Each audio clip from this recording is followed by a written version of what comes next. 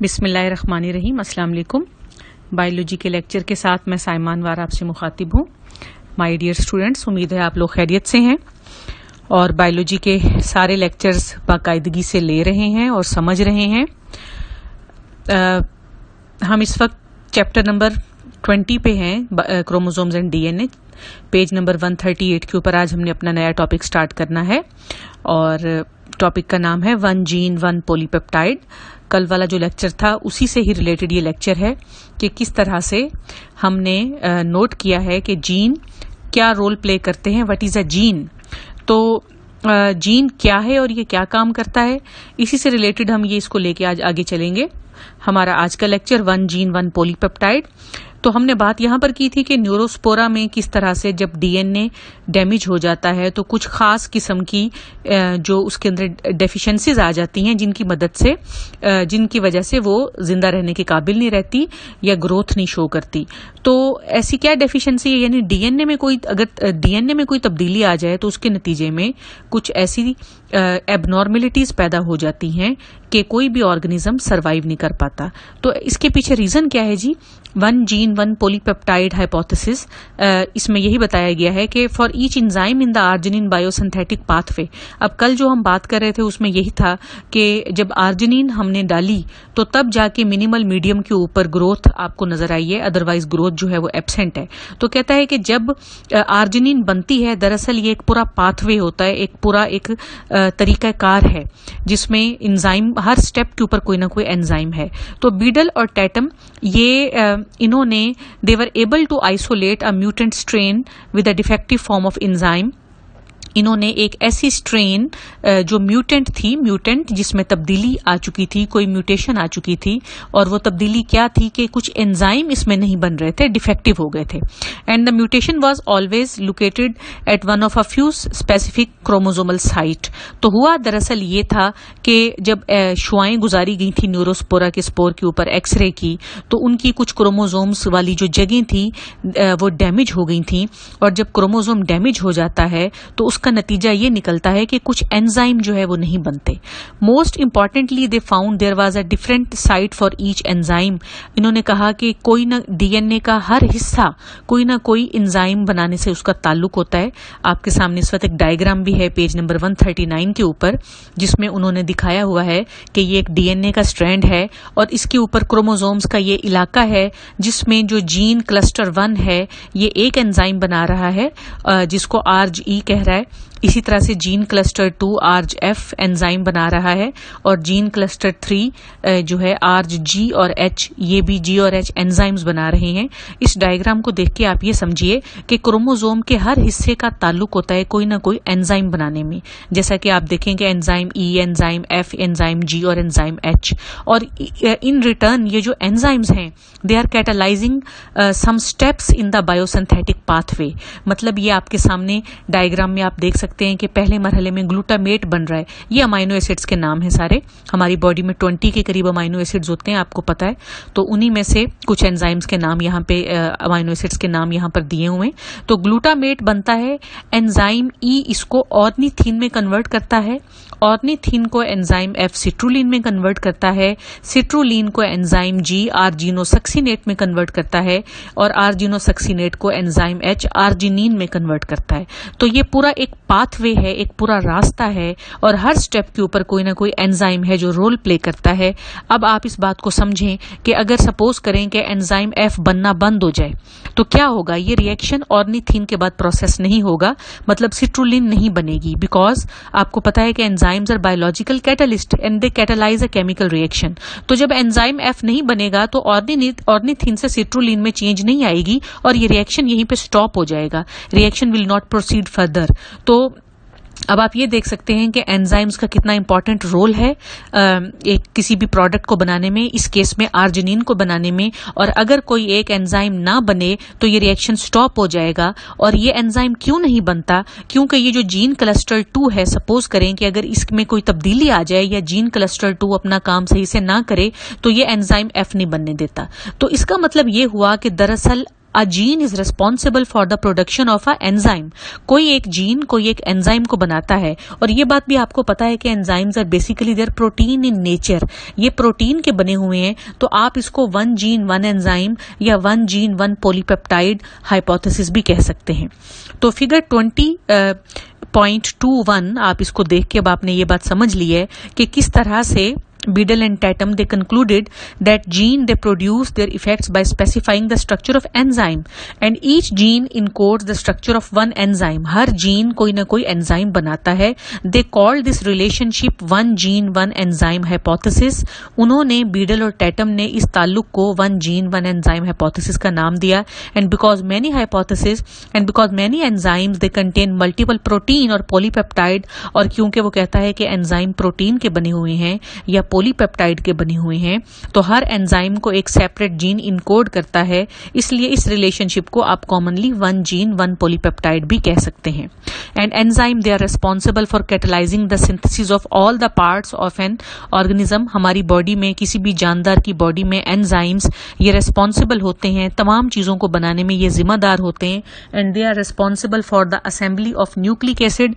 इनका ताल्लुक होता है न्यूक्लिक एसिड को बनाने में, प्रोटीन को बनाने में, कार्बोहाइड्रेट, प्रोटीन, लिपिड, सारी चीजें एंजाइम बनाते हैं।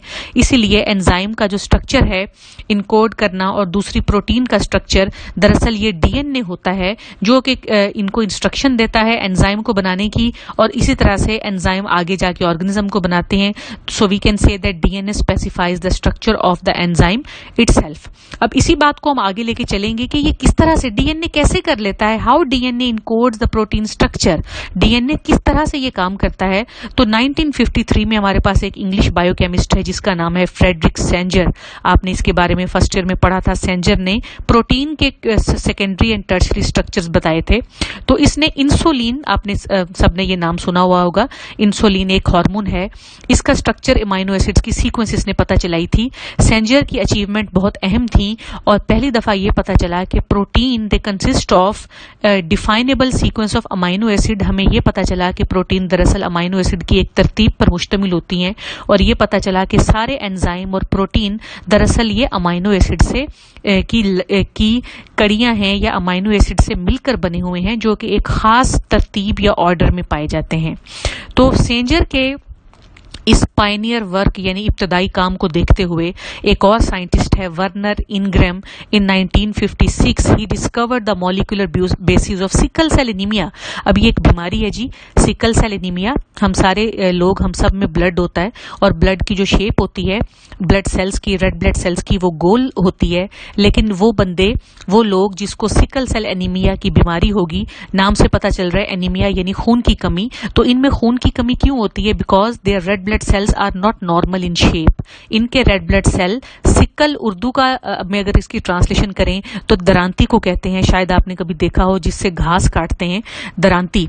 तो दरांती की जैसे शेप होती है, यानी थोड़ी सी टेढ़ी और पतली, इसमें खून के जो सेल्स हैं, ब्लड सेल्स, आरबीसीज, वो भी सिकल शेप हो जाते हैं। तो हम सबका ब्लड जो है वो नॉर्मल होता है। ऐसा बंदा जिसको सिकल सेल होगा, उसके आरबीसीज की शेप जो है वो दरांती नुमा होगी, और ये भी एक बीमारी है जो कि मेंडेलियन डिसऑर्डर कहलाती है, क्योंकि जैसे मेंडल ने कहा था ये वालिदैन से बच्चों में जो है वो मुंतकिल होती है। तो इसके ऊपर इनग्रैम काम कर रहा था, हीमोग्लोबिन हमारे ब्लड सेल्स के ऊपर, कैम्ब्रिज यूनिवर्सिटी में ये काम कर रहा था, और इसने कहा कि सिकल सेल एनीमिया दरअसल is caused by a change from glutamic acid to valine at a single position in the protein. तो क्या इसने ये कहा कि ये प्रोटीन के स्ट्रक्चर में सिर्फ एक जगह पे गलती होती है, और ये गलती ये है कि ग्लूटामिक एसिड की जगह वेलिन एक अमाइनो एसिड है वो लग जाता है। इस छोटी सी गलती का नतीजा ये निकलता है कि जो ब्लड के सेल्स हैं, जो हीमोग्लोबिन के सेल्स हैं, उनकी शेप एबनॉर्मल हो जाती है। The allele of the gene encoding the haemoglobin they differ only in their specification of this one amino acid in the haemoglobin amino acid chain. सिर्फ इस एक अमाइनो एसिड की तब्दीली ये रिजल्ट करती है।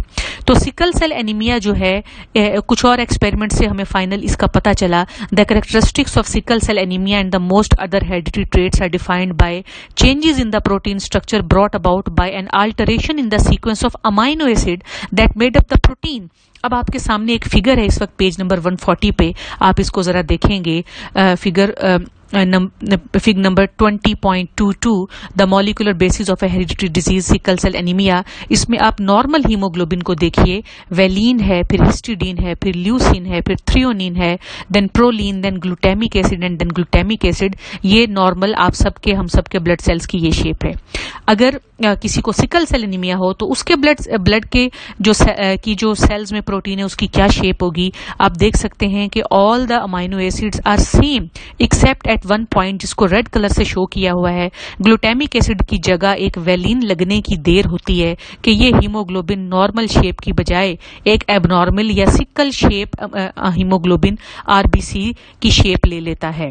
तो ऐसा क्यों होता है? क्योंकि दरअसल एक छोटी सी जगह पे एक जीन होता है, क्रोमोसोम के एक इलाके में ये जीन अपना काम सही से नहीं कर रहा होता। और क्योंकि हमें पता है कि genes they are responsible for production of this protein, तो ये प्रोटीन अमाइनो एसिड की एक छोटी सी गलती ये नतीजा करती है। This sequence in turn is dictated by order of nucleotide in a particular region of chromosome.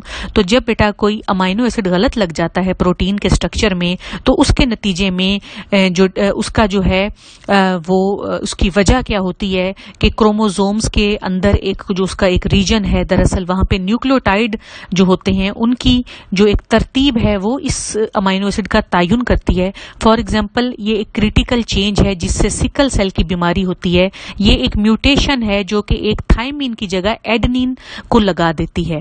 अब ये देखिए, हमें पता है कि थायमिन जो है वो भी एक नाइट्रोजनस बेस है और जो एडेनिन है वो भी नाइट्रोजनस बेस है। तो यहाँ पर मैं आपको बताऊं कि यहाँ पर साइटोसिन, थायमिन, ये तीन अमाइनो एसिड जो होते हैं, यहाँ पर ये तीन न्यूक्लियोटाइड होने चाहिए, साइटोसिन, थायामीन एंड थायामीन।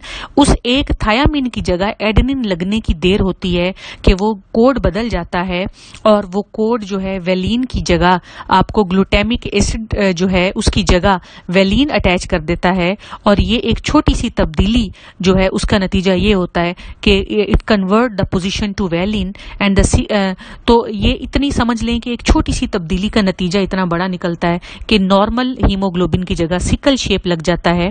एक छोटी सी म्यूटेशन है, सिर्फ एक न्यूक्लियोटाइड की गलत लगने की देर थी। साइटोसिन, थायामीन, दरअसल ये तीन की सीक्वेंस है, उसकी बजाय साइटोसिन, एडेनिन, थायामीन लगता है तो वो ग्लूटामिक एसिड का कोड जो है वो बदल के वेलिन को उसकी जगह लगा देता है और उसका नतीजा ये निकलता है कि पूरे के पूरे ब्लड की जो प्रोटीन है उसकी शेप बदल जाती है। तो इस बेस पे हमने एक यहाँ पर जीन की एक नई डेफिनेशन दी है। सबसे एंड पे है ये पूरे इस टॉपिक का निचोड़ है कि जीन क्या है। The sequence of nucleotides that determine the amino acid sequence of a protein is called a gene. तो आप इसको अंडरलाइन कर लीजिए, ये शॉर्ट क्वेश्चन है। What is a gene? What is a gene का आंसर आपको अब मिला है कि दरअसल न्यूक्लियोटाइड्स की वो तरतीब जो कि अमाइनो एसिड की तरतीब का तयन करती है, उसको डिटरमाइन करती है किसी भी प्रोटीन में, इज कॉल्ड अ जीन। तो ये यहाँ पर आपका ये टॉपिक खत्म हो रहा है जी। व्हाट इज अ जीन आपको आंसर मिल गया और ये डायग्राम्स आपकी मदद करेंगी इसको समझाने में। इंशाल्लाह फिर कल हम आगे से कंटिन्यू करेंगे। तब तक के लिए अल्लाह हाफिज।